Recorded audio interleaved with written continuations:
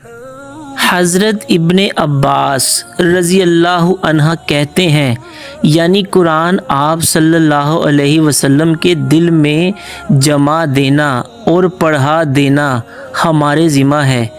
پھر جب ہم پڑھ چکے تو اس پڑھے ہوئے کی اتباع کرو۔ ابن عباس رضی اللہ عنہ فرماتے ہیں، اس کا مطلب یہ ہے کہ آپ اس کو خاموشی کے ساتھ سنتے رہو، اس کے بعد مطلب سمجھا دینا ہمارے ذمہ ہے۔ پھر یقیناً یہ ہماری ذمہ داری ہے کہ آپ اس کو پڑھو، یعنی اس کو محفوظ کر سکو۔ چنانچہ اس کے بعد جب آپ کے پاس حضرت جبرائیل علیہ السلام وحی لے کر آتے تو آپ توجہ سے سنتے۔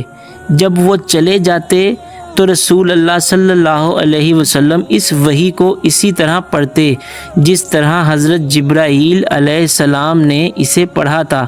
احادیث نمبر 5 صحیح بخاری۔